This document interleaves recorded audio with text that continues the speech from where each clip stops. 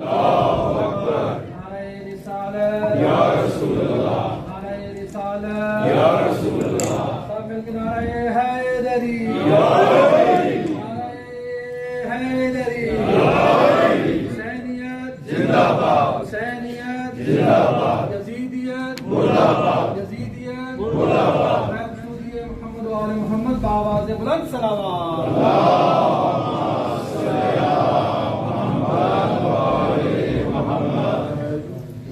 رحم اللہ من قرأ الفاتحہ۔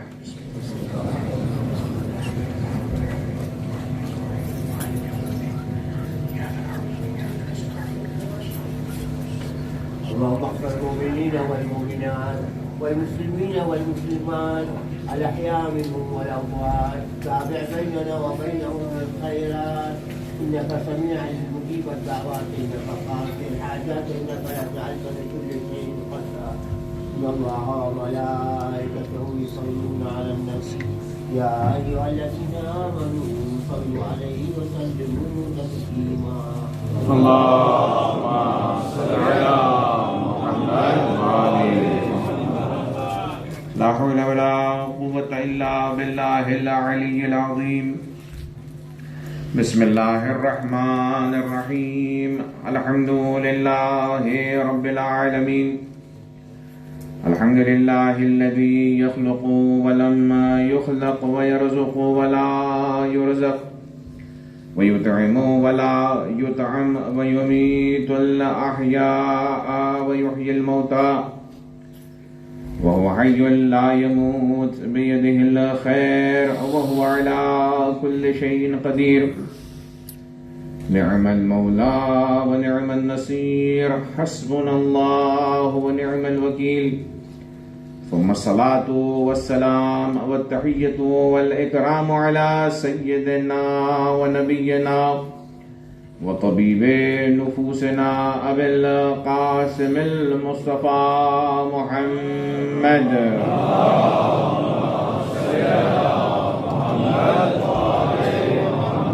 وعلى آله الطيبين الطاهرين المعصومين المظلومين الهداة المهديين الذين أذهب الله عنهم الرجس وطهرهم تطهيرا.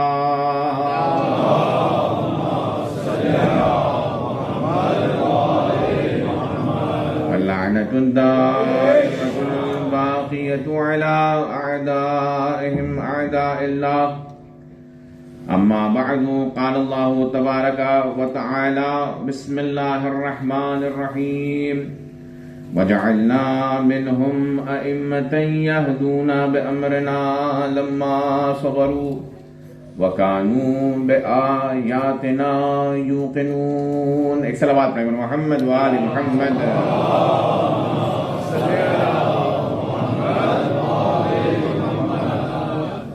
عزیزان گرامی، شب عاشور ہے اور یہ ہماری نشستوں کا 10واں سلسلہ ہے. ہم نے عنوان سخن جو منتخب کیا، امامت در آئین قرآن و حدیث، اس میں پوری کوشش یہ کی گئی ہے، جو حضرات مستحضر ہیں، آتے رہے ہیں مسلسل، وہ جانتے ہیں کہ آیات قرآن سے ہم نے یہ ثابت کیا کہ ائمہ کا انتخاب اللہ کی جانب سے ہوتا ہے. وہ عصمت کے درجے پر فائز ہوتے ہیں، ان کی معرفت اور اطاعت واجب ہے. وہ نہ قرآن سے جدا ہیں نہ قرآن ان سے جدا ہے.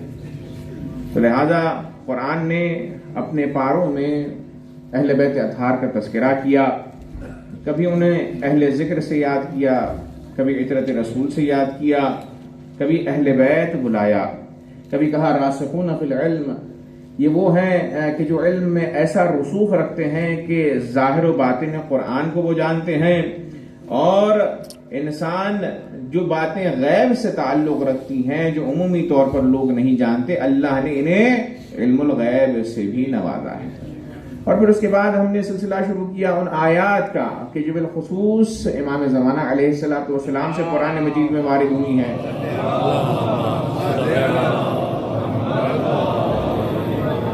پھر اس کے بعد وہ آیات پیش کی جو مولا ابا عبداللہ الحسین علیہ السلام سے قرآن مجید میں ملتی ہیں۔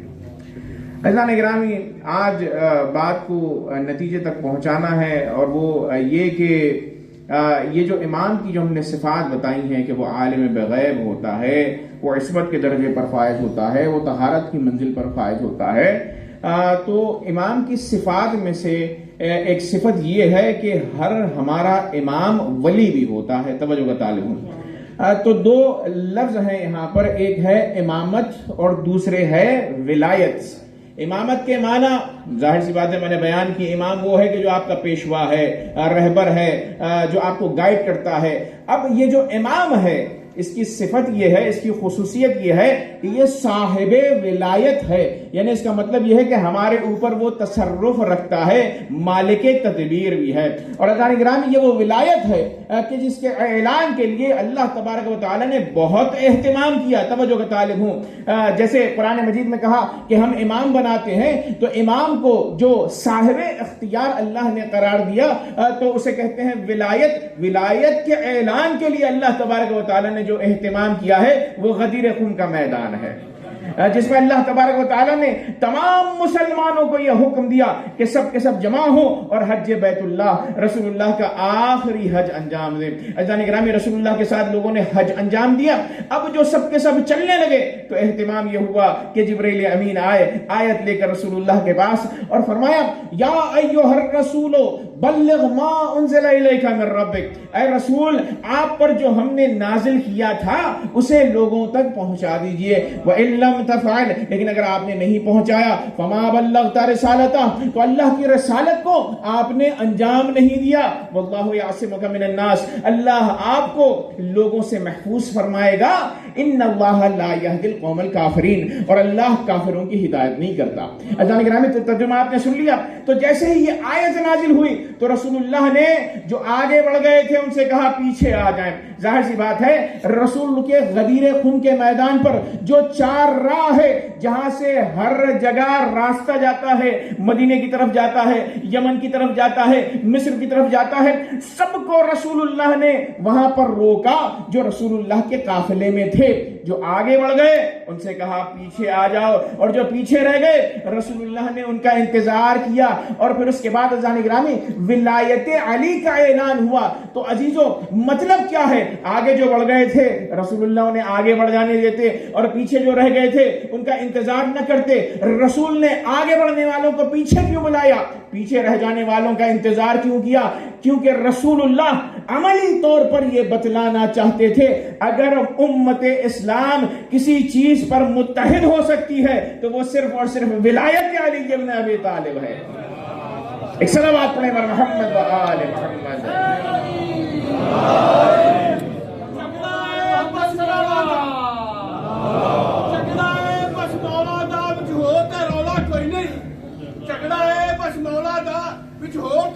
کوئی نہیں، شیعہ دے 12 اکو جینے وچ تہاڈا تے اولا کوئی نہیں، صاف میدان غدیر دا وچ کد دا اولا کوئی نہیں، قسم خدا دی باقی سارے دے وچ من کن تو مولا کوئی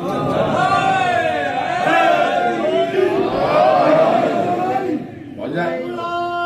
کل ایمان حق دا ایمان، مومن اور منافق کی پہچان، خلالی کی پہچان،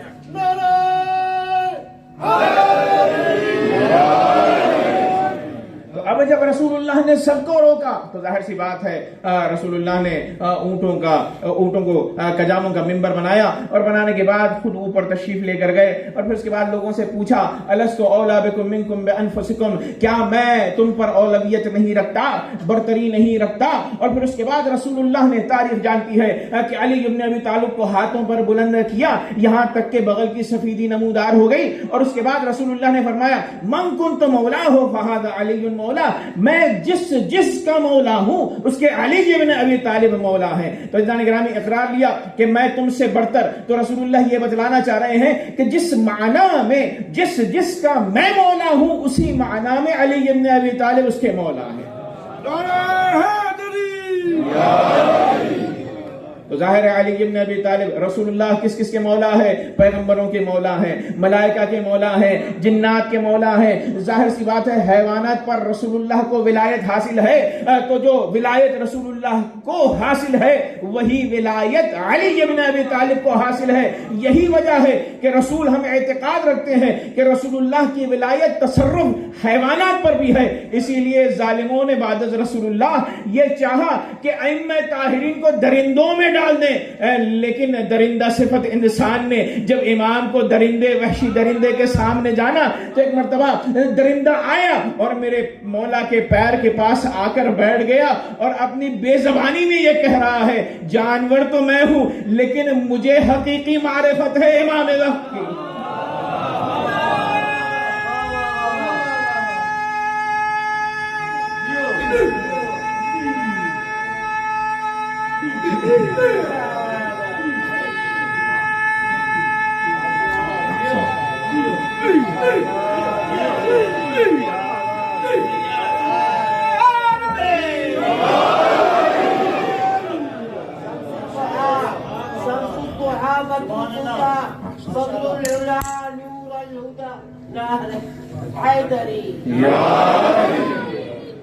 گرامی یہ ولایت ہے، یہ اختیار ہے، یہ تصرف ہے کہ جانور، وحشی جانور ڈال دیا امام کو پنجرے میں تو یہ سمجھ رہے تھے کہ جانور کھا جائے گا یا ایسائے ادب کرے گا۔ تو عزیزان گرامی قرآن مجید کی جو آیات کہتی ہیں کہ کچھ لوگ اولئک کالانعام، کچھ لوگ جانور کے جیسے ہیں، بل ہم اضل، پھر اللہ نے جملے کی تردید کی، فرمایا جانوروں سے بدتر ہیں۔ کیوں عزیزان گرامی؟ جانور جب معرفت امام زمانہ رکھتا ہے اور انسان نہ رکھے تو ظاہر سی بات ہے انسان پھر جانور سے بھی بدتر ہو جائے گا۔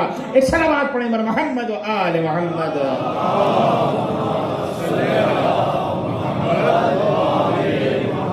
شاعری کہہ کے ہر بلم سجا دیتا ہوں، شاعری کہہ کے ہر بلم سجا دیتا ہوں، سونے والوں کو محفل میں جگا دیتا ہوں، کرتا ہوں اس ذکر سے مومن اور منافق روشن، کہیں پہ نور کہیں آگ لگا دیتا ہوں۔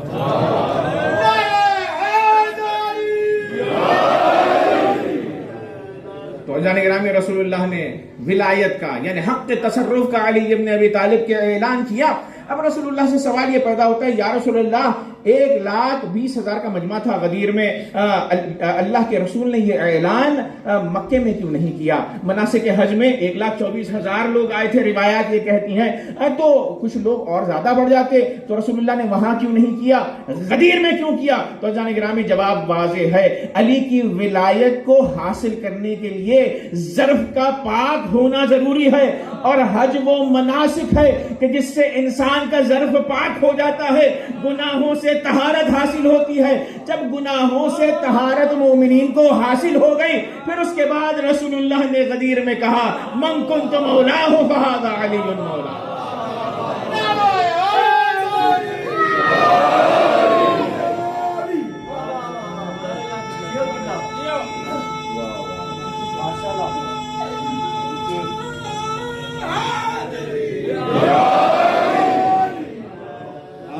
اور عزیزان گرامی یہ اہتمام کس کی وجہ سے ہو رہا ہے؟ اللہ تبارک و تعالیٰ کا حکم ہے یا ایھا الرسول بلغ ما انزل الیک، یعنی اس کا مطلب ولایت علی کا حکم نازل ہو چکا تھا پہلے رسول اللہ پر، اور حضور فرماتے ہیں جب بھی میں معراج پر گیا نماز کی بات ہوئی، روزے کی بات ہوئی، حج کی بات ہوئی، زکوٰۃ کی بات ہوئی، واجبات، اصول دین، فروع دین کی بات ہوئی، لیکن جتنی تاکید ولایت علی ابن ابی طالب پر ہوئی اتنی تاکید کسی اور چیز پر نہیں ہوئی۔ اور عزیزان گرامی رسول گرامی قدر نے جیسے ہی غدیر میں اعلان کیا تو ایک مرتبہ اعلان کرنا چاہ رہے تھے تو رسول اللہ کو تشویش تھی کہ کہیں میرے میسج کو لوگ قبول نہ کریں، تو اللہ نے سخت لہجہ اپنایا، یہ نہیں کہا یا ایھا المزمل یا ایھا المدثر یاسین طٰہٰ، یہ اچھے القاب ہیں رسول اللہ کے، رسول اللہ کو ان کا پوسٹ یاد دلایا، عہدہ یاد دلایا، اللہ نے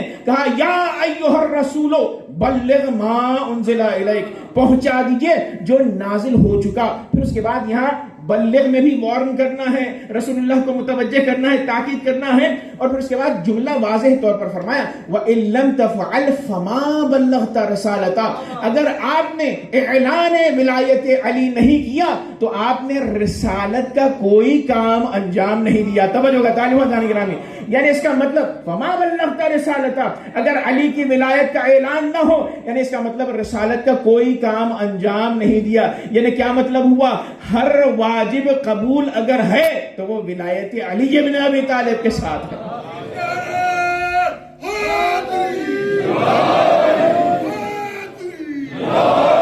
یا دوسرے الفاظ میں کہوں، اگر رسالت رسول اللہ ولایت علی کے بیان کرنے سے مکمل نہیں تو عام مسلمانوں کا ایمان کیسے مکمل ہوگا؟ ایک صلوات پڑھیں بر محمد و آل محمد۔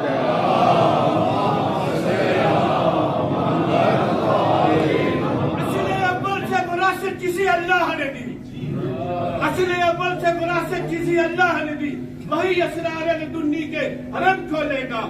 ایک سدرا کی حقیقت میں تو پردے نہ گرا، ورنہ ہر سانس کے پردے میں علی بولو۔ صلوات پڑھیں بر محمد و آل محمد۔ اجتماعی طور پر سب مل کر صلوات پڑھیں بر محمد و آل محمد۔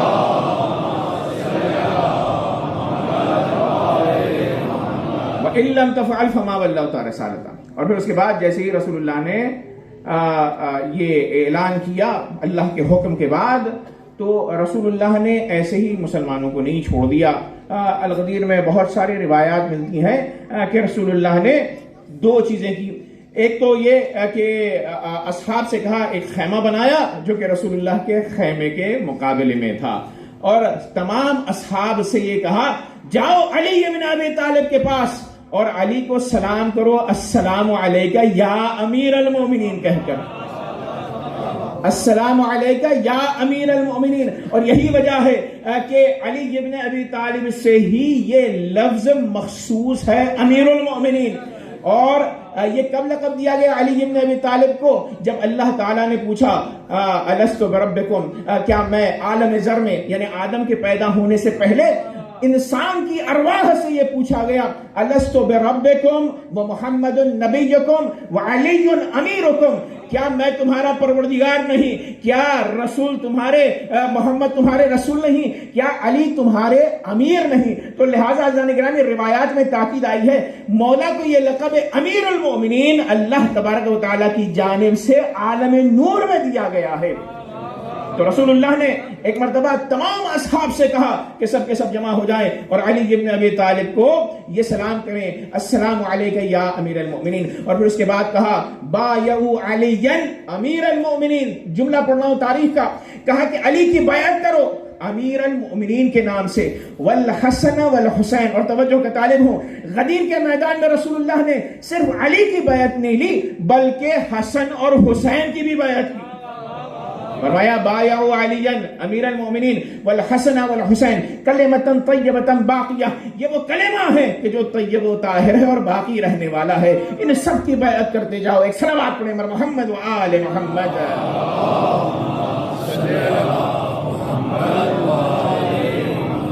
اور یہ بیعت کا سلسلہ 3 دن تک چلتا رہا، اور پھر اس کے بعد رسول اللہ نے ایک مرتبہ بیعت جب مردوں کی تمام ہو گئی تو عورتوں کو بھی بلایا، اور بلانے کے بعد کہا علی ابن ابی طالب کی بیعت کریں۔ اور روایات یہ کہتی ہیں کہ رسول اللہ نے اپنی ازواج کو بھی وہاں پر بلایا تھا اور ان سے بھی کہا کہ وہ حج میں شریک ہوں اور بیعت علی ابن ابی طالب میں شریک ہوں۔ اور پھر اس کے بعد رسول اللہ نے فرمایا اللہم وال من والہ وعاد من عادہ، پروردگارہ اسے دوست رکھ کہ جو علی کو دوست رکھے، اسے دشمن رکھ کہ جو علی کو دشمن رکھے۔ تو اب مسلمان کے لیے بات واضح ہے، اگر کچھ اصحاب بعد از رسول اللہ علی کے مقابلے میں جنگ پر اتر آئیں، جس سے جنگ جمل، جنگ صفین، چاہے ازواج رسول اللہ ہی کیوں نہ ہو، تو اگر وہ دشمنی علی سے کریں گے تو گویا وہ اللہ تبارک و تعالی سے برسر پیکار ہیں۔ ایک صلوات پڑھیں بر محمد و آل محمد۔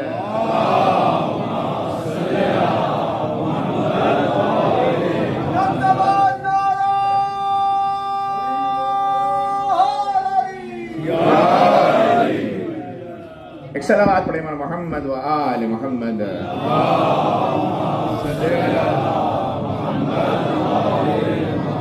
اللہم وآل من والا.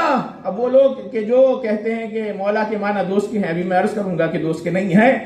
رسول اللہ نے غدیر میں کہا اللہم وآل من والا، پروردگارہ اسے دوست رکھ کہ جس نے علی کو دوست رکھا، اس کو دشمن رکھ کہ جس نے علی کو دشمن رکھا. تو اب بات واضح ہو گئی نا، سب کو رضی اللہ کیوں کہتے ہیں؟ جن لوگوں نے علی ابن ابی طالب سے دشمنی کی اور تلوار کھینچ کر آ گئے، اس کا مطلب یہ ہے کہ جو علی کے مقابلے میں کھڑا ہوا وہ علی کا نہیں بلکہ اللہ کا دشمن ہے. اور اگر آپ کہیں کہ اس نے توبہ کی ہے تو اس کی توبہ ہمارے لیے ثابت نہیں ہے. صلوات پڑھیں بر محمد و آل محمد.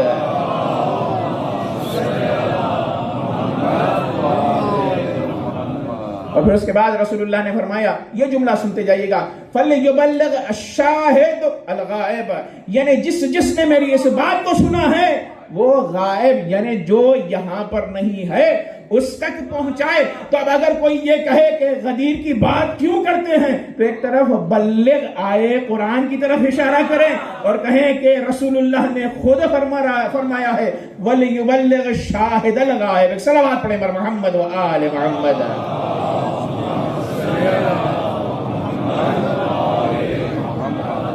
اور جانے گرامی، رسول اللہ نے اعلان کیا، مسلمانوں نے سنا، بیعتیں بھی کی، اور آنے کے بعد کچھ اصحاب نے خاص انداز میں مبارکباد بھی دی.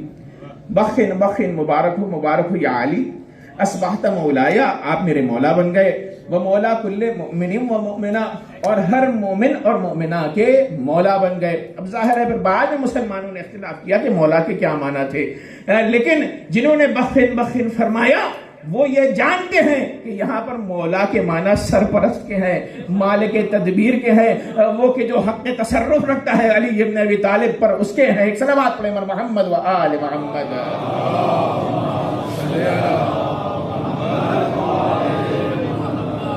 اور عزیزان گرامی، پھر اس کے بعد یہ ہوا کہ حسان بن ثابت نے، روایت یہ کہتی ہے کہ ولایت کا جیسے ہی اعلان ہوا حق تصرف کا علی ابن ابی طالب کا، تو کچھ شعر کہے رسول گرامی قدر کے سامنے.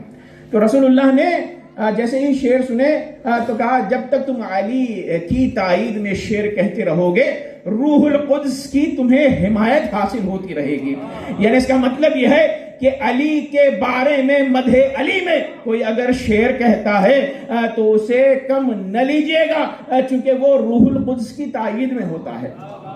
رسول اللہ نے حسان بن ثابت سے کہا جب تم شعر کہو گے علی کے حق میں بولو گے تو روح القدس کی تمہیں تائید ہوگی اے حسان بن ثابت. اور رسول اللہ نے کنڈیشن کے ساتھ کیوں کہا؟ اس لیے کہ چونکہ ظاہر سی بات ہے کہ بعد میں وہ علی ابن ابی طالب سے دور ہو گئے، انہوں نے بیعت کو توڑ دیا. اور پھر اس کے بعد یہ جو غدیر ہے عزیزو، جہاں پر ولایت کا اعلان ہوا، تاریخ میں اسے سب نے لکھا ہے، اس کا ہونا سب کے لیے واضح ہے، کیونکہ ظاہر ہے 110 کے قریب اصحاب نے لکھا، تابعین نے 80 سے زیادہ انہوں نے لکھا، 300 زیادہ مفسرین نے، علماء اہل سنت کے اور شیعہ نے، سب نے لکھا. تو غدیر کو تو سب کے سب مانتے ہیں، لیکن یہ جھگڑا کرتے ہیں لفظ مولا کے اوپر. وہ یہ کہتے ہیں کہ مولا کے معنی سرپرست کے نہیں ہیں، مالک تدبیر کے نہیں ہیں، حق تصرف رکھنے والے کے نہیں ہیں، بلکہ مولا کے معنی دوست کے ہیں. تو عزیزان گرامی، اگر دوست کے معنی ہوتے تو رسول اللہ اتنے مجمع کو جمع کرنے کی کیا ضرورت تھی؟ مجمع کو جمع کرنا، اور ایسے جمع کیا رسول اللہ نے کہ تاریخ یہ بتلاتی ہے کہ ظہر کا وقت تھا، اتنی گرمی تھی کہ رسول لوگ اپنی عبا کو اپنے پیر کے نیچے بچھائے ہوئے تھے. یعنی حرارت میں رسول اللہ نے ولایت علی کو سنایا تاکہ اگر انسان بھولنا بھی چاہے تو اس حرارت کی وجہ سے نہ بھول پائے اور وہ دن اس کے ذہن نشین رہے. ایک صلوات پڑھیں محمد و آل محمد.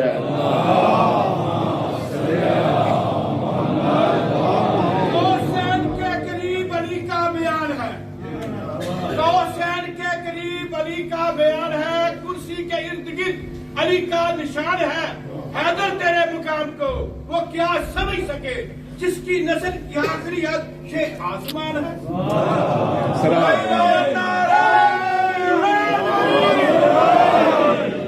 اور پھر رسول اللہ کو اللہ تعالیٰ فرما رہا ہے واللہ یعصمک من الناس، اللہ اے رسول آپ کو لوگوں سے بچائیں گے. تو علی ابن ابی طالب کی دوستی کا تو رسول اللہ نے ہر جگہ تذکرہ کیا تھا، قل لا اسألکم علیہم اجرا الا المودۃ فی القربى، وہاں پر بھی تذکرہ کیا، سب جگہ تذکرہ کیا. تو عزیزان گرامی واحد معنی حق تصرف رکھنے والے کے ہیں. تو غدیر کا تو انکار نہیں کر سکے، لیکن عزیزان گرامی معانی میں تبدیل کرنے کی جو ہے کوشش کی. اور غدیر کا صرف اور صرف انکار کس نے کیا؟ اللہ تعالیٰ نے یہاں پر بڑا اچھا جملہ ہے فرمایا واللہ لا یہدی القوم الکافرین، اللہ کافروں کی ہدایت نہیں کرتا. تو عزیزان گرامی ایک کفر وہ ہے کہ جو نہاں ہے، چھپا ہوا ہے.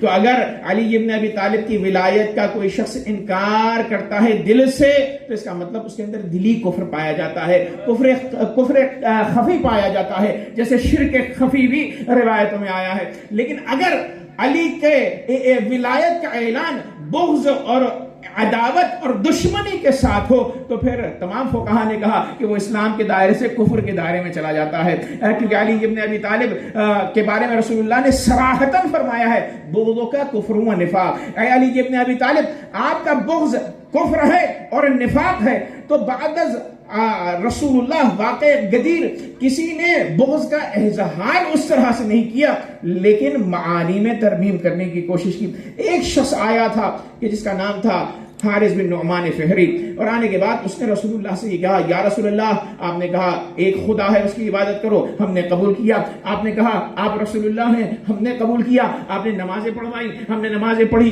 روزے رکھوائے، ہم نے روزے رکھے. تمام واجبات کہا زکات دو، خمس دو، حج پر جاؤ، ہم نے ہر چیز کو قبول کیا.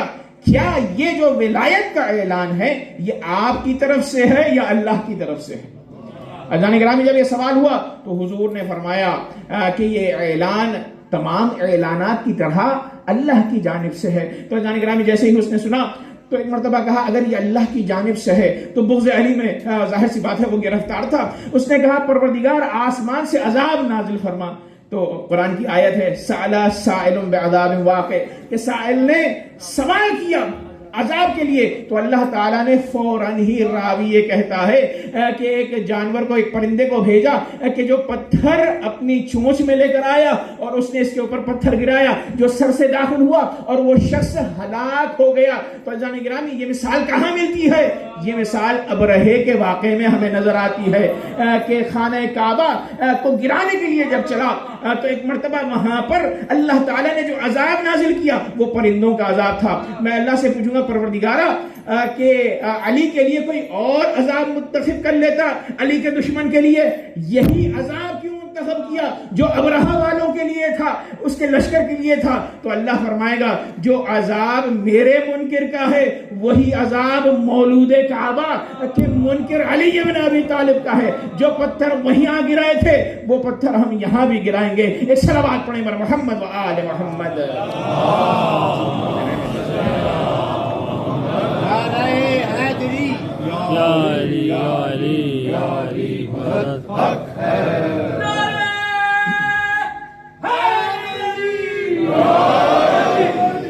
منکر خدا اور منکر ولایت علی ابن ابی طالب جو عناد کے ساتھ، دشمنی کے ساتھ انکار کرتا ہے، اور پھر جب اس عذاب کو لوگوں نے دیکھا پھر اس کے بعد کسی کی مزاج نہیں ہوئی.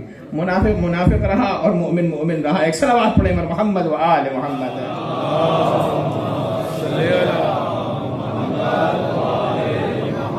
اب آئیے گرامی، آج کا مسلمان یہ کہتا ہے کہ رسول اللہ نے 1,24,000 کے مجمع کو جمع کیا اور جمع کرنے کے بعد کہا میں جس کا دوست علی اس کے دوست.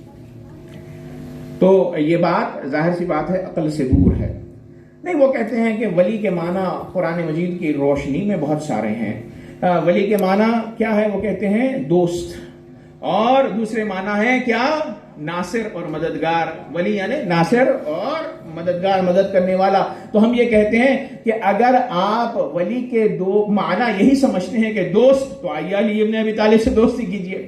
اور اگر آپ معنی سمجھتے ہیں کہ علی ولی ہیں یعنی ناصر ہیں، تو جو لوگ یا علی مدد کہتے ہیں تو ان کو کافر کم سے کم نہ کہیے.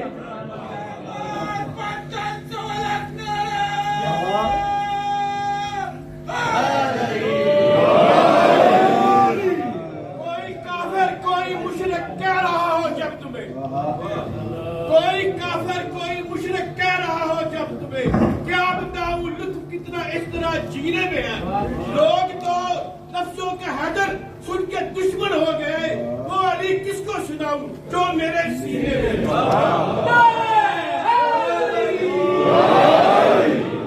ایک صلوات پڑھیں محمد وآل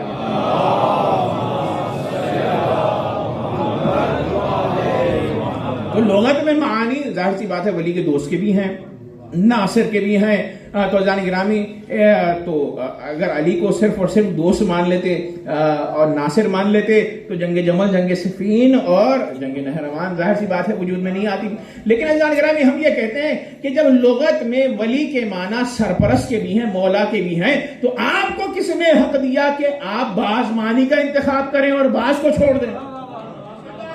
بھائی جب ایک لفظ کے تمام پوزیٹیو میننگز ہیں، مثبت معانی ہیں، تو تمام معانی کو آپ شامل کیجئے۔ معنی مولا میں ایک کا انتخاب کرنا، دوسرے کو چھوڑ دینا، یہ بغض علی ابن ابی طالب یا نفاق کی دلیل ہے۔ ایک صلوات پڑھیں محمد و آل محمد۔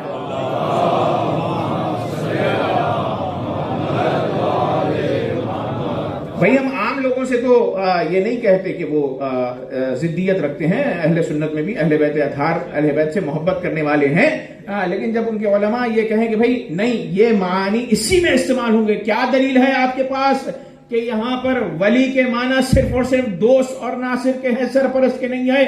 جبکہ اللہ تبارک و تعالیٰ نے اسی لیے قرآن میں آیت نازل کی، فرمایا انما ولیکم اللہ ورسولہ والذین آمنوا الذین یقیمون الصلاۃ ویؤتون الزکاۃ وہم راکعون۔ اللہ تمہارا ولی ہے، رسول تمہارے ولی ہیں، اور وہ ولی ہیں کہ جو نماز قائم کرتے ہیں اور رکوع میں زکوٰۃ دیتے ہیں۔ تو اب آپ سے سوال ہوگا اس آیت میں اللہ ولی ہے تو کیا اس کا مطلب یہ ہے کہ اللہ آپ کا دوست ہے؟ نہ، اللہ ہمارا سرپرست ہے، مولا ہے۔ تو جس طرح اللہ مولا ہے اسی معنی میں رسول مولا ہے، اور اسی معنی میں اولی الامر علی ابن ابی طالب مولا ہے۔ ایک صلوات پڑھیں محمد و آل محمد۔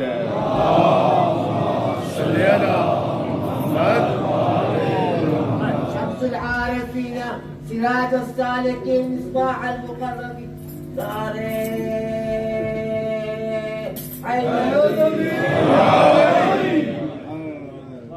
تو یہاں انما ولیکم اللہ، لفظ ولی ہے نا، ولی سے ہی مولا ہے، اور انما ولیکم اللہ ورسولہ والذین آمنوا الذین۔ اب آئیے دوست کیجئے، ترجمہ کیجئے، اللہ تمہارا دوست ہے، رسول تمہارے دوست ہیں، اور پھر اس کے بعد علی ابن، ظاہر سی بات ہے معنی نہیں بنتے ہیں اس طرح سے، ولی کے حقیقی معنی مولا سرپرست ہے۔ تو یہاں پر اس طرح سے ترجمہ جو حقیقت ہے وہ کرنا چاہیے۔ اب اچھا جب ہم نے یہ آیت پیش کی قرآن مجید کی تو انہوں نے آئے ولایت جسے کہا جاتا ہے کہ رکوع میں زکوٰۃ دینے والے علی ابن ابی طالب تمہارے ولی ہیں، تو اس آیت پر بھی وہ کہتے ہیں نہیں یہاں پر بھی معنی دوست کے ہیں، توجہ کا طالب ہوں۔ اب جسارت دیکھیے گا یا کم فہمی دیکھیے گا، جب اللہ نے اپنے نام کے ساتھ انما ولیکم اللہ ورسولہ والذین آمنوا الذین یقیمون الصلاۃ، تو یہاں پر بھی بعض لوگ عنادن آ کر یا جہل میں، نادانی میں ولی کا ترجمہ کرتے ہیں دوست، اور جب ان سے پوچھا گیا تو کہتے ہیں کہ اس سے پہلی 2 آیتیں اور بعد والی ایک آیت، یعنی پہلی 2 آیتیں اور ایک آیت بعد میں چھوڑ کر جو آیات ہیں اس میں اللہ تبارک و تعالیٰ نے یہود اور نصارہ اور کفار سے دوستی کے بارے میں گفتگو کی ہے۔ تو آئیے میں آیتیں پڑھ دیتا ہوں۔ اللہ تعالیٰ نے فرمایا، کیا فرمایا؟ یہ آئے ولایت سے پہلے، انما ولیکم اللہ والی آیت سے پہلے اللہ تعالیٰ فرماتا ہے یا ایھا الذین آمنوا، اے ایمان لانے والو، لا تتخذوا اليہود والنصارى اولیاء، اور یہود و نصارہ کو اپنا ولی اولیاء نہ مانو، یہود و نصارہ کو اپنا ولی اور اولیاء نہ مانو، بعضهم اولیاء و بعض، وہ لوگ ایک دوسرے کے ولی اور اولیاء ہیں، وَمَن يَتَوَلَّهُم مِّنكُمْ فَإِنَّهُ مِنْهُمْ، جو ان کو اپنا مولا مانے گا، ولی مانے گا، تو پھر وہ مسلمان انہی میں سے ہوگا۔ پھر اس کے بعد اللہ تعالیٰ نے ایک آیت جو بعد میں آئی ہے اس میں فرمایا یا ایھا الذین آمنوا لا تتخذوا الذین اتخذوا دینکم ہزوا ولعبا من الذین اوتوا الکتاب والکفار اولیاء، اے مسلمانوں وہ لوگ کہ جو تمہارے دین کا تماشا بناتے ہیں کفار میں سے، یہود و نصارہ میں سے، اہل کتاب میں سے، ان کو اپنا ولی نہ بناؤ۔ تو بزرگان گرامی یہاں پر بھی ہم وہ کہتے ہیں کہ یہاں پر اللہ تعالیٰ دوستی کے معنی کو بیان کر رہا ہے کہ یہود و نصارہ سے اور کفار سے دوستی نہ کرو۔ تو بزرگان گرامی جب اللہ تبارک و تعالیٰ آپ کو کس نے حق دیا کہ یہاں پر اولیاء کے معنی آپ دوستی میں کریں، جبکہ ہمارے فقہا نے یہ کہا کہ وہ یہود و نصارہ کہ جو دین اسلام سے دشمنی نہیں رکھتے، دین اسلام کا مذاق نہیں اڑا سکتے. مثلا آپ کام پر جا رہے ہیں، کوئی یہودی ہے، کوئی نصرانی ہے، اگر وہ دین اسلام کا مذاق نہیں اڑاتا ہے، اگر وہ احترام کرتا ہے مسلمانوں کا، تو آپ اس سے دوستی کر سکتے ہیں، کسی نے منع نہیں کیا. جبکہ اللہ تعالیٰ یہاں پر یہ بتلانا چاہ رہا ہے کہ دیکھو تم دوستی تو کر سکتے ہو بعض معاملات میں، جو اہل بیت اطہار سے، جو اسلام سے، جو نصارہ و یہود دشمنی نہیں رکھتے، تم ان سے دوست تو بن سکتے ہو، لیکن ان کو اپنا سرپرست نہیں بنا سکتے. توجہ طالب عزیزان گرامی، فضان گرامی، آج دیکھیے گا یہود و نصارہ کو کن لوگوں نے اپنا سرپرست مانا ہے؟ وہی لوگوں نے سرپرست مانا ہے جنہوں نے ولی کے معنی دوست کے کیے ہیں، مولا کے نہیں کیے. ایک صلوات پڑھیں محمد و آل محمد. اور جس حکومت میں اولیاء اہل بیت اطہار کی چاہنے والی حکومت ہے، جنہوں نے اولیاء کے معنی مولا و سرپرست کے کیے ہیں، انہوں نے نہ یہود کو اپنا سرپرست بنایا، نہ ہی نصارہ کو اپنا سرپرست بنایا. وہ صرف اور صرف امام زمانہ کو اپنا سرپرست سمجھتے ہیں. ایک صلوات پڑھیں محمد و آل محمد.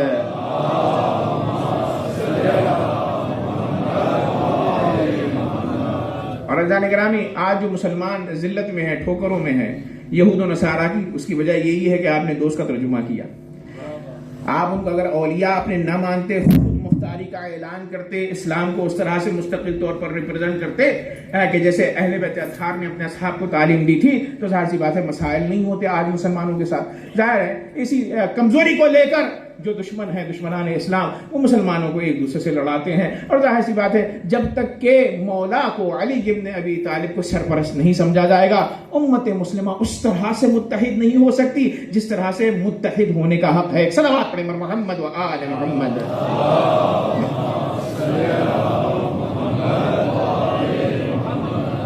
اب گزشتہ جو آئے ولایت سے پہلے اور آئے ولایت کے بعد یہود و نصارہ کا تذکرہ ہے، تو اللہ تعالیٰ عربی زبان میں ہم یہ کہتے ہیں کہ سیاق و سباق. قرآن مجید میں آگے پیچھے جو آیت ہوتی ہے اس کے کانٹیکسٹ کو، اس کی ادبیات کو، ساری چیزوں کو دیکھا جاتا ہے، غور و فکر کیا جاتا ہے.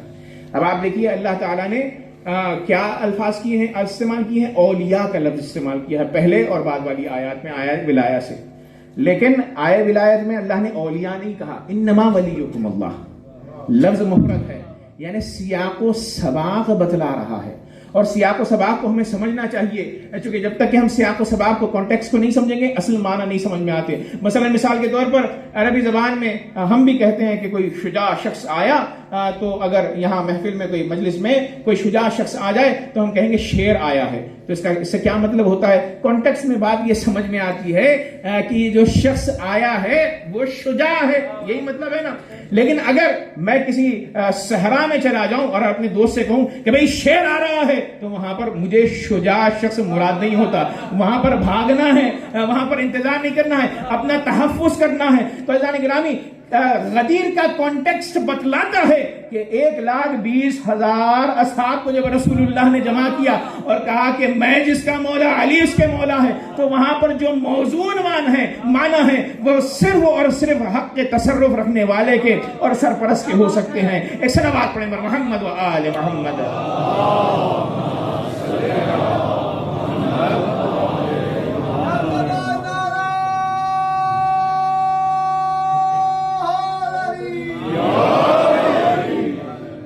گرامی، مولا یعنی حق کے تصرف رکھنے والا، مالک تدبیر. اب وقت میں چونکہ دامن وقت میں گنجائش نہیں ہے، ولایت جلدی میں عرض کروں. ولایت کہتے کسی کو ہیں؟ ولایت عزیزان گرامی حق تصرف ہے. جو ولی ہوتا ہے وہ خارق العادہ کام انجام دیتا ہے، معجزات انجام دیتا ہے. اور ولایت کی بھی 2 قسمیں ہیں، ایک ولایت ہے تکوین میں اور ایک ہے ولایت تشریع میں. تکوین کا کیا مطلب ہے؟ مثلا اللہ رات کو دن میں بدلتا ہے، دن کو رات میں بدلتا ہے، زندوں کو موت عطا کرتا ہے اور ظاہر مردوں کو وہ زندہ کرتا ہے. یہ تکوین میں ولایت ہے. موسموں کا آنا، ظاہر سی بات ہے دریا میں تلاطم، یہ اللہ جو کہتا ہے تکوین میں وہ فوراً ہو جاتا ہے. اسی لیے قرآن مجید میں کہا ولایت تکوین اللہ کی جو ہے، انما ولیکم اللہ انما امرہ اذا اراد شیئا ان یقول له کن فیکون. اللہ کی ولایت کا اندازہ یہ ہے، قدرت یہ ہے کہ جب وہ یہ سوچتا ہے کہ کوئی چیز ہو جائے تو وہ اپنے ذہن میں ظاہر سی بات ہے اپنے آپ میں ہو جا کہتا نہیں ہے، سوچتا ہے تو وہ چیز ہو جاتی ہے، کیونکہ اللہ تبارک و تعالیٰ کو الفاظ کا وہ محتاج نہیں ہے. انما امرہ اذا اراد شیئا ان یقول له کن فیکون، یعنی کہنے کا مطلب یہ ہے کہ اللہ کو کن فیکون کہنے کی ضرورت نہیں ہے، جیسے ہی اس نے ارادہ کیا وہ چیز وجود میں آ جاتی ہے. اور اسی طریقے سے اللہ تبارک و تعالیٰ کو ولایت حاصل ہے تشریع میں، یعنی عالم شریعت میں. اللہ تعالیٰ قانون بناتا ہے، اللہ ہی قانون بناتا ہے، نبی اور رسول اس قانون کو لاگو کرتے ہیں، پیغمبر، انبیاء اور ائمہ طاہرین علیہ الصلوۃ والسلام. تو ولایت تکوین اور ولایت تشریع اصل تو اللہ تبارک و تعالیٰ کے لیے ہے. اسی لیے اللہ نے فرمایا اللہ هو الولی، اللہ ہی در حقیقت ولی ہے، اصل ولی اللہ ہے. پھر اس کے بعد دوسری ولایت تشریع کے حوالے سے اللہ نے کہا ان الحکم الا للہ یا الا باللہ، کہ حکم صرف اور صرف اللہ کی جانب سے ہوتا ہے، یعنی احکام اللہ کی جانب سے ہے. لیکن عزیزان گرامی اللہ تعالیٰ نے جو ولایت تکوین ہے، اللہ نے فرمایا انما ولیکم اللہ، فقط اور فقط اللہ تمہارا ولی، رسول تمہارا ولی، اور جو رکوع میں زکات دے، نماز قائم کرے وہ تمہارا ولی. تو اللہ نے کچھ تصرفات اہل بیت اطہار کو، انبیاء کو عطا کیے ہیں. اب وہ تصرفات میں سے ایک ایک میں مقایسہ کرنا چاہوں گا. جناب عیسیٰ علیہ السلام نے کیا کہا؟ انی اخلق لکم من الطین. جناب عیسیٰ کو ولایت حاصل ہے، حق کے تصرف حاصل ہے. تو تصرف کیسا؟ انی اخلق لکم من الطین، میں مٹی سے تمہارے لیے ایک پرندے کی ہیئت بناتا ہوں. فانفخ فیہ، پھر میں اس میں پھونک ماروں گا. فیکون طیرا باذن اللہ، میرے پھونک مارنے سے اللہ کے اذن سے وہ پرندہ بن جائے گا. وابرئ الاکمہ والابرص، اور میں شفا دوں گا اسے کہ جو نابینا ہے اور برس کی بیماری وہ رکھتا ہے. اور پھر اس کے بعد فرمایا وانبئکم بما تاکلون وما تدخرون فی بیوتکم، میں تمہیں بتلاتا ہوں کہ جو تم گھر میں کھاتے ہو اور جو گھر میں تم سرمایے کے طور پر رکھتے ہو. تو عزیزان گرامی جناب عیسیٰ علیہ السلام کیا فرماتے ہیں؟ فرماتے ہیں کہ یہ سب کچھ میں کر سکتا ہوں. کیوں کر سکتا ہوں؟ کیونکہ ان کے پاس ولایت ہے. تو عزیزان گرامی ولایت عیسیٰ یہ ہے کہ وہ زمین میں مردوں کو زندہ کرتے ہیں، اور عزیزان گرامی پرندے کو ظاہر سی بات ہے وہ حیات عطا کرتے ہیں. تو عیسیٰ وہ ہیں کہ ان کی ولایت محدود ہے زمین میں، لیکن رسول اللہ وہ ہیں ان کی ولایت کا عالم یہ ہے کہ اشارہ کر دیں تو چاند 2 ٹکڑوں میں تقسیم ہو جائے، اور علی اشارہ کریں تو سورج جاتا ہوا پلٹ کر آ جائے.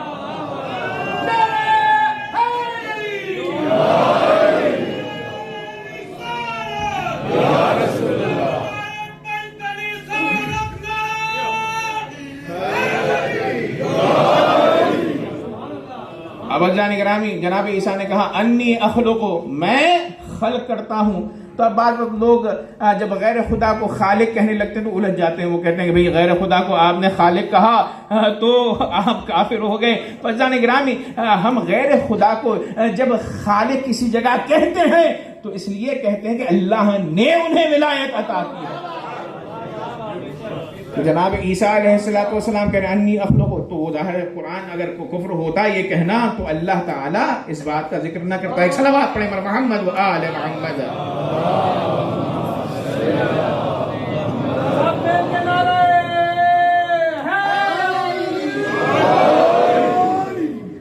تو عزیزان گرامی ائمہ اطہار علیہ السلام نے جو کچھ کیا ہے، جو کچھ بھی فضائل ہیں، رزق کی نسبت دے لیں آپ کے، ان کے واسطے سے رزق ملتا ہے، جو بھی آپ انہیں نسبت دے دیں خلقت کے حوالے سے، زندہ کرنے کے حوالے سے، ان میں سے کسی نے یہ نہیں کہا کہ ہم خدا یا اللہ ہیں. توجہ کا طالب، یہی تو امانت داری ہے نا کہ اتنے کمالات ہونے کے باوجود بھی علی سجدہ ریز ہیں.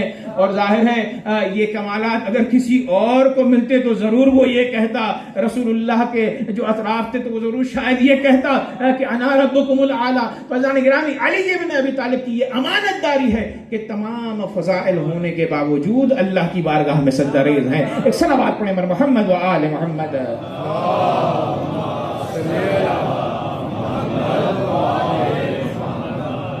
اور یہ جو ولایت اللہ نے انہیں عطا کی ہے، اس کے حوالے سے میرے مولا امام علی نقی علیہ السلام فرماتے ہیں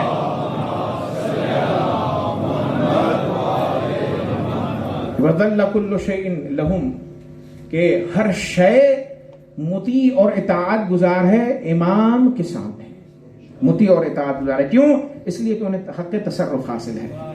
مولا کے معنی تو امام جو ہمارا ہوتا ہے. اب آئیے دوسری مثال میں دیتا ہوں. جیسے اللہ تعالیٰ نے جناب سلیمان کو بھی ولایت عطا کی, ولایت تکوین میں جو عطا اللہ نے عطا کی, تو کیا فرمایا ان کے بارے میں؟ فرماتا ہے وَلِسُلَيْمَانَ الرِّيحَ عَاصِفَةً تَجْرِي بِأَمْرِهِ کہ اللہ تعالیٰ نے سلیمان کو ہواؤں پر مسلط کیا, تند ہواؤں پر مسلط کیا, عاصفۃ تجری بِأَمْرِهِ کہ جو اس کے حکم سے چلتی تھی. یعنی ظاہر سی بات ہے وہ اپنے زمان میں صاحب امر تھے. تجری بِأَمْرِهِ یعنی جب وہ امر کرتے تھے تو ظاہر سی بات ہے ہوائیں ان کے کہنے سے چلتی تھی. اب آئیے فخر سلیمان امام مہدی علیہ السلام کے حوالے سے ایک جملہ کہنا چاہتا ہوں کہ میرے مولا کے بارے میں کہا گیا وَلَأُسَخِّرَنَّ لَهُ الرِّيَاحَ اللہ نے قسم کھائی ہے جب میرا مہدی ظہور کرے گا تو میں تمام ہواؤں پر, جناب سلیمان کو اللہ نے کہا وَلِسُلَيْمَانَ الرِّيحَ ایک قسم کی ہوا, ایک مفرد ہے ریح سلیمان کے اختیار میں تھی, لیکن جناب امام مہدی کے حوالے سے کہا وَلَأُسَخِّرَنَّ لَهُ الرِّيَاحَ تمام ہوائیں کمانڈ میں ہوں گی, تابع ہوں گی امام مہدی علیہ السلام کی. اس کا مطلب یہ ہے کہ میرے مولا کو ضرورت نہیں ہے کہ وہ تلوار اٹھائیں, اگر ہوا کو حکم دے دیں تو انسان سانس لینے کے لیے مولا کا محتاج ہو جائے. ایک صلوات پڑھیں محمد و آل محمد.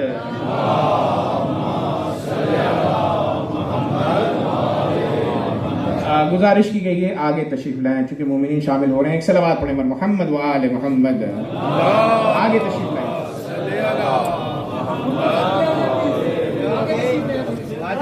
تکبیر, اللہ اکبر, نعرہ تکبیر, اللہ اکبر, نعرہ رسالت, یا رسول اللہ, نعرہ رسالت, یا رسول اللہ, حق کا امام نعرہ حیدری,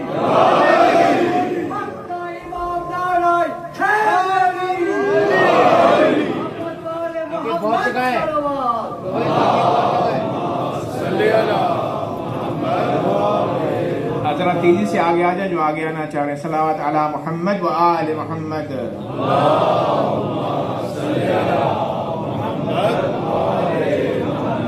توجہ فرمائیے گا وَلِسُلَيْمَانَ الرِّيحَ عَاصِفَةً تَجْرِي بِأَمْرِهِ کہ جناب سلیمان کے اختیار میں ہوا ہے. وَلَأُسَخِّرَنَّ لَهُ الرِّيَاحَ امام مہدی علیہ السلام کے اختیار میں تمام قسم کی ہوائیں ہیں. اسی لیے میرے مولا کی سواری روایتوں میں آیا ہے کہ ابر ہوگا, اور میرے مولا ظاہر ہے جب حکومت کریں گے ہواؤں کے اوپر تو لاکھ دنیا میزائل بنائے, ایٹم بم بنائے. جب اختیار ہوا پر ظاہر ہے مولا کا ہوگا, اور ظاہر ہے کوئی بھی میزائل ہوا پر سفر کرتا ہے, جب میرے مولا حکم فرمائیں گے تو ظاہر ہے جب اختیار میرے مولا کا ہوگا تو ظاہر ہے کوئی کسی قسم کا میزائل کام نہیں کر سکتا. یہی مفاد اور معنی ہے وَلْأُسَخِّرَنَّ لَهُ الرِّيَاحَ کے. ایک صلوات پڑھیں محمد و آل محمد.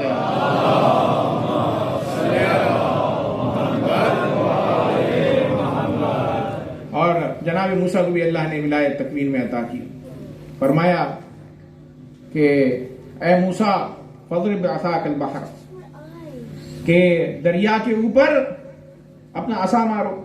فَانْفَلَقَ جیسے ہی دریا کے اوپر عصا مارا فَكَانَ كُلُّ فِرْقٍ كَالطَّوْدِ الْعَظِيمِ تو دو پہاڑوں کی طرح پانی دو طرف اونچا ہو گیا اور راستہ بن گیا. تو عزیزان گرامی یہ ولایت ہے کس کی؟ جناب موسیٰ علیہ السلام کی. اور یہ کس سے بچ کے جا رہے ہیں؟ فرعون سے بچ کے جا رہے ہیں. تو اللہ تعالیٰ نے کہا راستہ بناؤ. اور آئیے ایک ولایت میں علی ابن ابی طالب کی بتلاتا ہوں کہ جنگ خیبر میں جب لوگ علم لے کر جا رہے تھے اور بھاگ کر آ رہے تھے تو رسول اللہ نے فرمایا کل میں علم اسے دوں گا کہ رجل کرار ہے غیر فرار ہے. عزیزان گرامی جب خیبر کے در کے پاس علی ابن ابی طالب پہنچے تو چونکہ دروازہ بند تھا اور یہ وہ در تھا کہ روایت یہ کہتی ہے کہ جسے 40 افراد تقریباً ہلا نہیں سکتے تھے, تو علی ابن ابی طالب نے دیکھیے راستہ بنایا ہے فوج کے لیے, وہاں موسیٰ نے راستہ بنایا. ایک مرتبہ کہتے ہیں راوی نے لکھا ہے کہ میرے مولا نے در خیبر کو اٹھایا اور 40 ذراع دور پھینکا اور کہا کہ یہ طاقت جسمانی طاقت نہیں بلکہ ولائی طاقت ہے.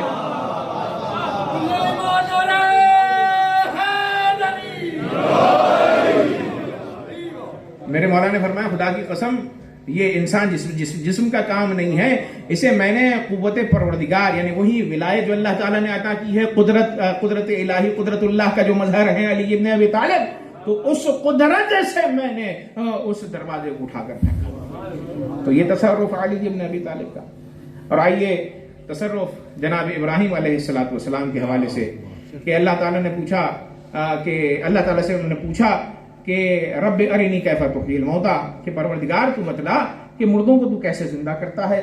قال اولم تؤمن، کہا کیا تم ایمان نہیں رکھتے؟ کہا قال بلا، پروردگارہ میں ایمان رکھتا ہوں، ولکن لیطمئن قلبی، لیکن اطمینان قلبی چاہیے۔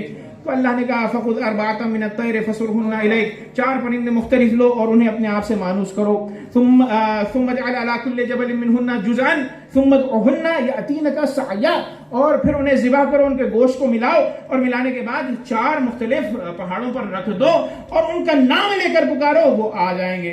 تو عزیزان گرامی، جیسے ہی جناب ابراہیم علیہ السلام نے وہ کیا جو اللہ نے ان سے کہا، تو انہوں نے دیکھا عملی طور پر کہ پرندہ کیسے زندہ ہوتا ہے، اور جیسے ہی دیکھا کہا میں یقین اطمینان قلبی مجھے حاصل ہو گیا۔ یہ ولایت موسیٰ ہے کہ وہ مردوں کو زندہ کرنے کے بعد اطمینان کو پہنچتے ہیں، اور ایک علی ابن ابی طالب ہیں جنہوں نے مردوں کو زندہ کیا، لیکن کہتے ہیں کہ اگر حجابات ہٹا دیے جائیں تو علی کے ایمان میں ذرہ برابر بھی اضافہ نہیں ہوگا۔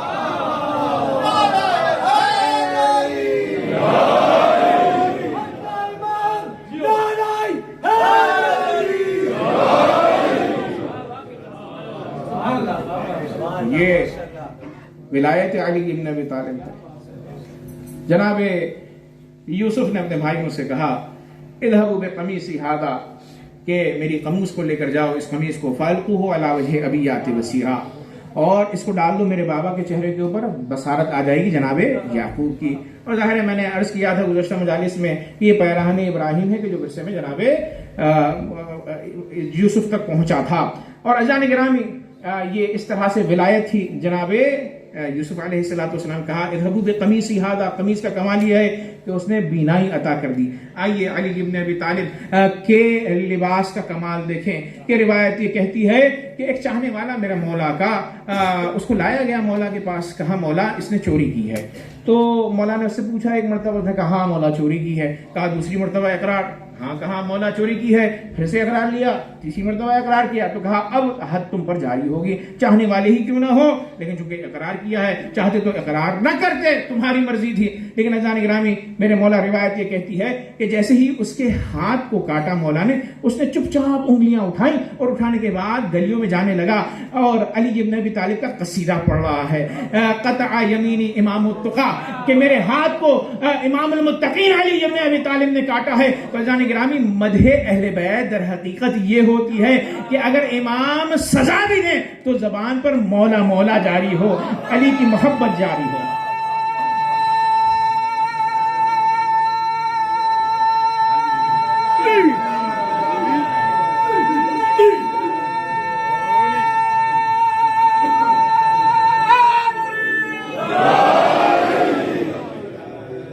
عزیزان گرامی، ایک شخص راستے میں ملا اور ملنے کے بعد کہا کہ تم علی کی فضیلت بیان کر رہے ہو، تمہارے ہاتھ انگلیاں علی نے کاٹ دی۔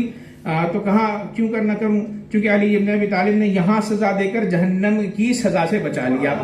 تو علی تو وہ شخص گیا، جانے کے بعد علی سے اس نے کہا کہ وہ تو آپ کی مدح سرائی کر رہا ہے۔ تو عزیزان گرامی، عظمت دیکھیے، اب یہ حب میرے مولا کی کرم دیکھیے۔ امام حسن سے کہا جاؤ اپنے چچا کو بلا کر لاؤ، توجہ کا طالب ہوں، ام کا لفظ روایت میں آیا ہے، کہا جاؤ اپنے چچا کو بلاؤ۔ جب وہ شخص آیا تو میرے مولا نے پوچھا کیوں مدح سرائی کرتا ہے؟ کہا مولا آپ نے مجھے پاک کر دیا۔ تو کہا اچھا ٹھیک ہے، وہ تقاضا تھا قصاص کا، حدود الہی کا، وہاں پر حد جاری کرنی تھی، چونکہ خود تو مقر ہوا، اقرار تو نے اپنی زبان سے کیا۔ اب میرے مولا نے 2 رکعت نماز پڑھی۔ نماز پڑھنے کے بعد راوی یہ کہتا ہے کہ اپنی ابا کو مولا نے اس کے ہاتھ پر رکھا، اب جو ہٹایا تو یہ ولایت علی ابن ابی طالب ہے کہ ہاتھ ویسے ہی ہو گیا گو کہ انگلیاں کٹی ہی نہ ہو۔ صلوات پڑھیں محمد و آل محمد۔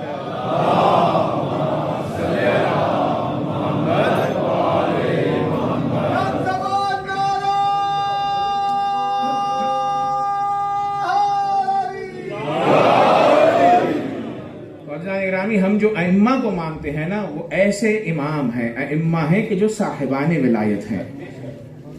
مولا امیر المومنین نے جیسے جناب عیسیٰ علیہ السلام مردوں کو زندہ کرتے تھے، تو مولا امیر المومنین نے یہ واقعہ ملتا ہے کہ آپ کے دور میں کچھ لوگ آئے، جوان کو لے کر آئے اور کہا اے علی ابن ابی طالب اگر آپ اس جوان کو زندہ کر دیں گے تو ہم آپ کے معتقد ہو جائیں گے، آپ کی خلافت کو مان لیں گے۔ تو علی ابن ابی طالب نے وہاں سے ٹھوکر ماری اور ٹھوکر مارتے ہی وہ زندہ ہوا، اور ایسا زندہ ہوا کہ مولا کے ساتھ وہ ہمراہ ہو گیا، چاہنے والوں میں سے ہو گیا۔ اب عزیزان گرامی یہ واقعہ ظاہر منتقل ہونا تھا۔ اب کچھ لوگ جن کا ایمان کمزور ہے، جن تک یا تو باتیں نہیں پہنچی، وہ یہ کہیں گے مولا کو پتا تھا کہ آئندہ زمانے میں لوگ انکار کریں گے اس معجزے کا، تو میرے مولا نے کہا لوگ اس بات پر تو ایمان رکھتے ہیں کہ جناب بنی اسرائیل کے زمانے میں جو بقرہ کا سورہ بقرہ میں واقع آیا ہے کہ اللہ تعالیٰ نے کہا کہ گائے کو ذبح کیا جائے اور اس کے گوشت کو لگایا جائے مردے سے، تو جیسے ہی گوشت کو مردے سے لگایا گیا تو اس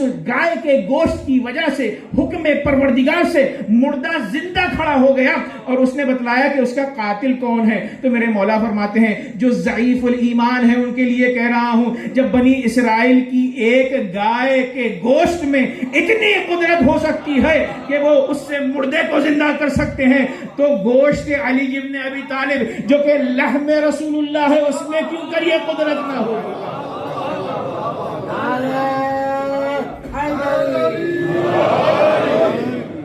ایک صلوات پڑھیں محمد و آل محمد۔ خاروں میں ولایت کی کلی ڈھونڈ رہے ہو، خاروں میں ولایت کی کلی ڈھونڈ رہے ہو، شکیفہ سے تم جنت کی گلی ڈھونڈ رہے ہو، مولا سے جو ملنا ہے تو عقل کی معراج پہ جاؤ، تم لوگ کتابوں میں علی ڈھونڈ رہے ہو۔ یا علی ہم تیرے ہیں، یا علی ہم تیرے ہیں، جہنم کے لیے دوسرے لانتی پہ تیرے ہیں۔ علی لکھے نا ڈر کے نہیں دینا، درویش دی شان نعرہ حیدری، علی شہنشاہ حسین بادشاہ نعرہ حیدری۔ ایک صلوات پڑھیں محمد و آل محمد۔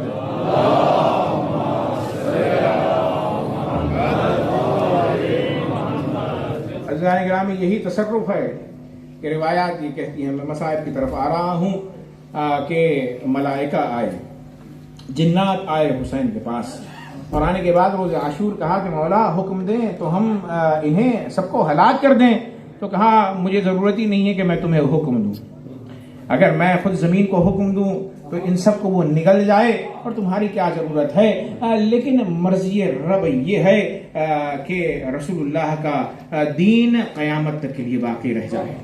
تو لہذا عزیزان گرامی میرے مولا نے ان سے گرچہ انہوں نے اظہار کیا، کہا کہ مولا ہم آپ کے ساتھ آپ کی حمایت کرنا چاہتے ہیں، فرشتے بھی آئے، تو عزیزو مولا نے اجازت نہیں دی، اللہ تعالیٰ نے بھی کچھ نہیں کہا، یہاں تک کہ یہ ہوا کہ وہ فرشتے جو آئے تھے نصرت حسین کے لیے، اس نے کہا حسین نے تو نصرت ہماری نہیں لی، اب پروردگار تو ہمیں اجازت دے دے کہ ہم روضہ رسول پر رہیں، روضہ حسین پر رہیں اور حسین کی زیارت کرتے رہیں۔ تو لہذا روایت میں ملتا ہے عزیزو، اس موضوع کو میں تفصیل سے عرض کروں گا کہ جو زیارت کرنے کے لیے ہر روز وہاں پر جو شخصیات موجود ہیں ان میں سے ملائکہ بھی پائے جاتے ہیں۔ ہاں عزیزان گرامی، اس ولایت کے مالک ہم جو خون روتے ہیں وہ اس وجہ سے روتے ہیں کہ ایسی ایسی عظیم شخصیات جن کے جیسا صادق کوئی نہیں، جن کے جیسا عالم کوئی نہیں، جن سے جیسا عالم الغیب کوئی نہیں، ان شخصیات کی قدر و قیمت کو نہیں جانا، اور بعد از رسول اللہ خلافت کو چھینا گیا، جس کے بعد تاریخ میں کچھ ایسے اسباب بنتے گئے کہ جس سے شہادت ابا عبداللہ الحسین تاریخ میں واقع ہوئی۔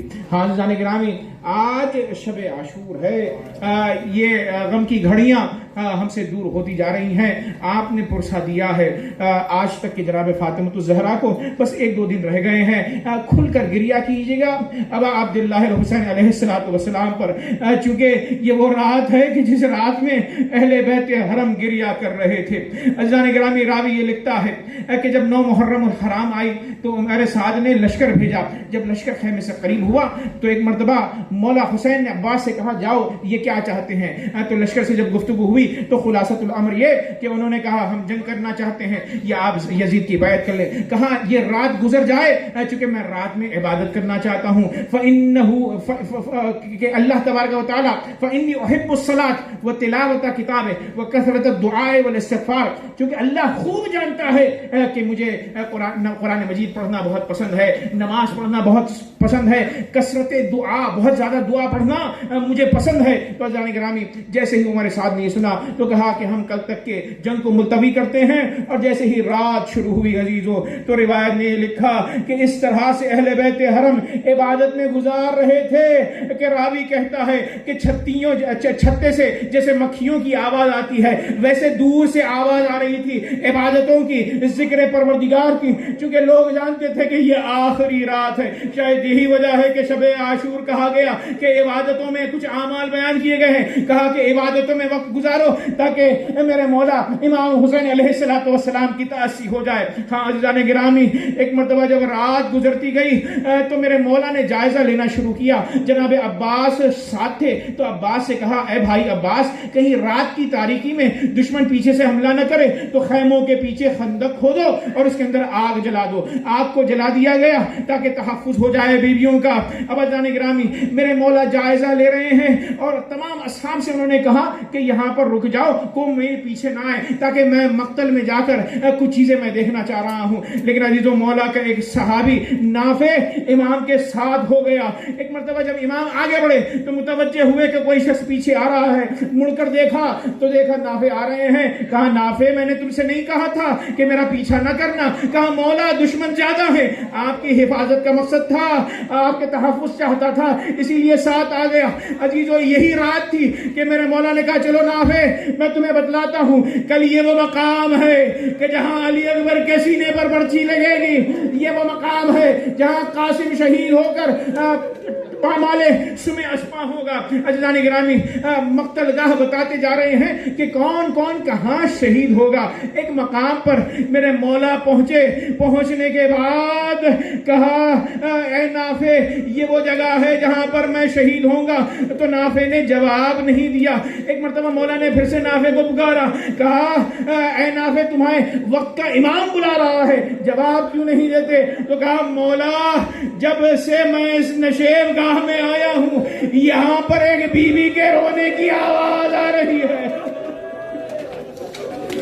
تو مولا نے کہا وہ بیوی اور کوئی نہیں ہے فاطمہ الزہرا ہے کہ جو گریہ کر رہی ہیں. عزیزو آج کی شب گریہ کرنا, زہرا نے آج کی شب گریہ کیا.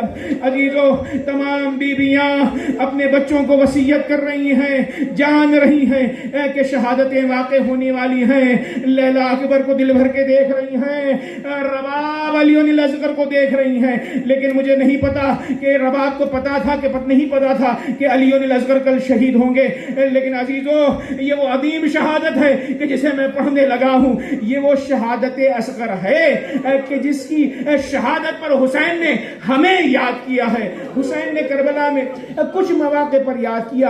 ایک جب بنی اسد سے ملے تھے ان سے کہا تھا میرے شیعوں کو میرا سلام کہنا اور ان سے یہ کہنا کہ یہ میرا مقبرہ ہے, میرے روزے پر آتے رہنا, زیارت کرتے رہنا. اور دوسرا مقام وہ مقام تھا کہ جب جناب سید سجاد سے خدا حافظی کر رہے تھے تو کہا تھا کہ میرے شیعوں کو میرا سلام کہنا.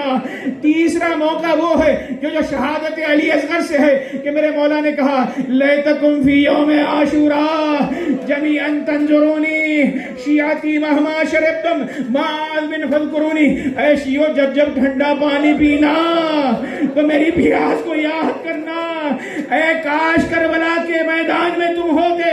میں سوال آپ کے لیے علی اصغر 6 مہینے کے بچے کو لے کر گیا لیکن ظالموں نے پانی تو نہیں دیا, تیر جفا سے اسے شہید کیا.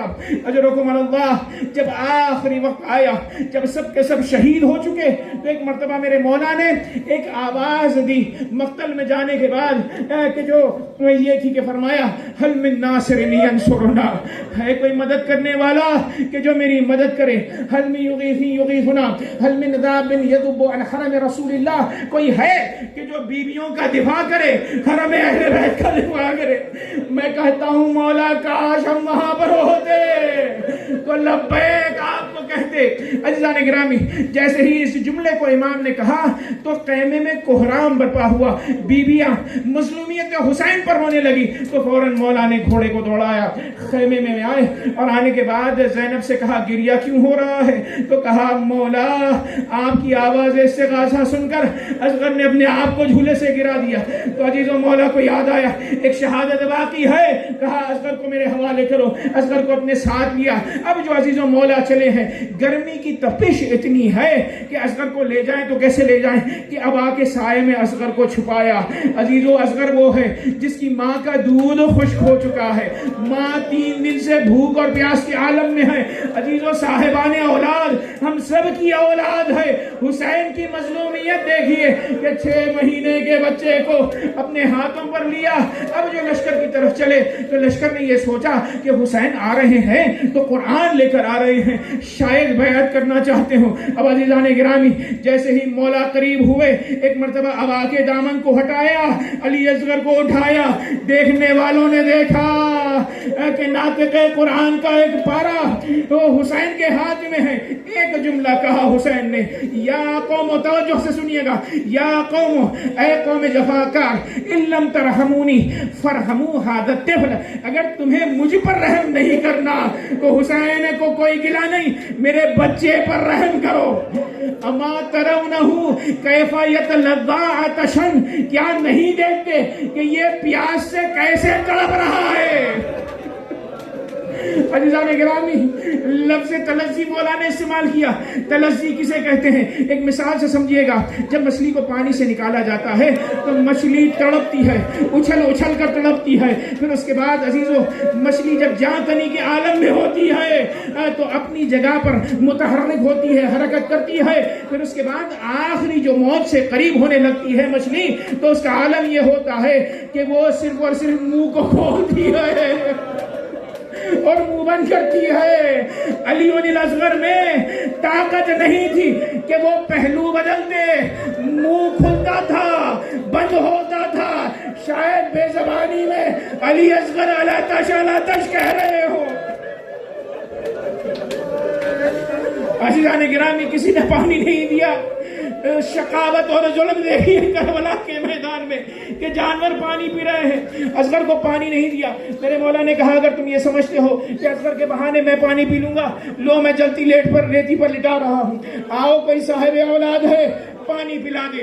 ایک مرتبہ اس جملے کو جب سنا تو کوئی آگے نہ بڑھا۔ ایک مرتبہ میرے مولا نے علی اصغر کو اٹھایا، کہا حجت خدا کے فرزند ہو، اپنی حجت کو تمام کرو۔ عزیزو علی اصغر نے تمام طاقت کو سمیٹا اور سوکھے ہوئے ہونٹوں پر زبان پھرانی شروع کی۔ عزیزو یہ منظر بتلانا چاہ رہے ہیں کہ اے آدھا میں پیاسا ہوں، میری ماں کا دودھ خشک ہو چکا ہے۔ یہ منظر دیکھنا تھا کہ کوہرام بپا ہوا۔ لشکر ابن زیاد میں عمر سعد نے کہا این حرملہ اقطع کلام الحسین، کہیں بغاوت نہ ہو جائے، حسین کے کلام کو قطع کر دے۔ اب عزیز و تاریخ میں وہ ظلم ہوا کہ خود حرملہ کہتا ہے میں نے وہ تیر نکالا کہ جس سے اونٹوں کو نہر کیا جاتا تھا۔ اب جو چلے کمان میں تیر کو جوڑا، تیر کو ظالم نے رہا کیا۔ عزیز و روایت یہ کہتی ہے مولا کے ہاتھ میں علی اصغر ہے، تیر پیوست ہوا، فَضُرِحَ مِنَ الْأُذُنِ إِلَى الْأُذُنِ، علی اصغر کا گلا ایک کان سے دوسرے کان تک چھن گیا، ایک کان سے دوسرے کان تک علی اصغر کا گلا چھن گیا۔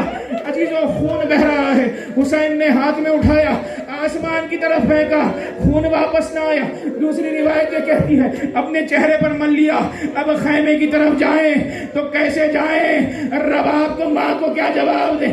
روایت میں ملتا ہے آگے بڑھتے ہیں، ہمت نہیں ہوتی، پیچھے آ جاتے ہیں، کہتے ہیں انا للہ وَإِنَّا إِلَيْهِ رَاجِعُونَ، رضم بقضائه وتسلیما لامرہ، پروردگارا تیری قضاء و قدر پر میں راضی ہوں لیکن مجھے ہمت نہیں، کہ رباب کے پاس کیسے جاؤں. عزیزو ہمت کر کے 7 مرتبہ کے بعد حسین آگے بڑھے. اب جو خیمے میں پہنچے تو روایت یہ کہتی ہے کہ ماں سے پہلے سکینہ دوڑتی آئی اور آنے کے بعد کہا بابا آپ نے پانی پلا لیا اصغر کو, میں پیاسی کوئی مسئلہ نہیں, میرا بھائی تو سیراب ہو گیا. ایک مرتبہ حسین نے کچھ نہیں کہا, دامن کو ہٹایا, بچی نے دیکھا کہ اصغر ایک کان سے دوسرے کان تک ذبح ہو چکا ہے. فوراً ماں آئی, 6 مہینے کا بچہ. مائیں تصور کریں, ایک مرتبہ اصغر کا لاشا حسین کے ہاتھ پر دیکھا تو کچھ نہ کہا. اب مثلکا ینہر, اے میرے لال کیا تیرے جیسے چھوٹے بچے بھی نہر کر دیے جاتے؟ اگر مجھے پتہ ہوتا تو کربلا کے میدان میں تجھے میں نہ بھیجتی. عزیزو مصیبت سنتے جائیے.